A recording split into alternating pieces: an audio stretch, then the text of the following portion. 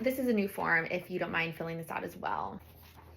Oh, we actually did this one already. Do you want me to send you the scan of it? Yeah, they actually changed just a couple of things on this, so you'll have to redo it. I know it can be frustrating to have to redo paperwork, but this does happen, and it probably will continue to happen as you are fostering. During the licensing process specifically, if there is a paper that needs to be filled out by a professional where you need to make an appointment, like a doctor, you may want to wait until later in the process, just in case those forms do get updated. Then you don't have to go back to the doctor to have them redo the form. So this all looks great. The only thing is your fence, it's actually not tall enough. So you will have to replace it with a different fence in order to get licensed.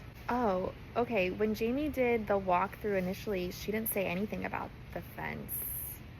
I know it can be super frustrating when things change. One way that you can avoid this is to get information in writing, like checklists or any information about what's required in writing, and that way you can refer directly to what the policy is.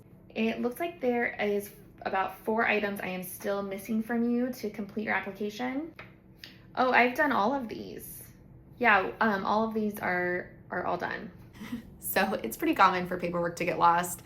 And this is gonna continue throughout fostering. So something you can kind of get in the habit of doing is scanning everything that you're turning in. And if they don't need the original copy, you can keep the original copy. They usually need it though. But a scan is a great place to start, and then make sure you have like a way to organize all of your scanned documents. As soon as I scan something, I like update the name of the scan, and then I either put it into like a folder system on Google Drive, or I'll email it to myself with like a description of what it is, just so I can easily search and find it in the future. Yeah, I haven't heard from Katie in like a month. I have no idea what's going on, or like what should we be working on? Hi, I'm Natalie. I'm gonna be taking Katie's place. She has moved into a different apartment, so I'll be handling everything with your licensing from here on out. Not hearing back and long waiting periods is pretty common in the licensing experience and in the foster care experience. There can be a lot of reasons as to why you aren't hearing from someone. Workers have a ton on their plate. They're working on other things right now. Maybe there literally is nothing to do right now because they're waiting on like background check information to come in.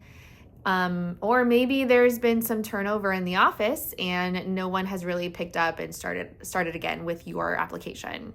For this, I recommend you getting to know everyone you interact with throughout the licensing process. This will allow multiple people to kind of touch base with to make sure they aren't waiting for you to do something. And it's helpful in case there is some turnover that you can connect with someone who knows you already. At the beginning of the licensing process, you could ask if there's some type of timeline expectation or like calendar or deadlines or things like that as to what you can expect when you're getting licensed, and that can help kind of put things in perspective and help you as you are navigating these waiting periods. It's of course okay to check in, and sometimes things have been lost or emails have not been received, and it is okay to check in and make sure that there isn't anything that they're waiting on you to do.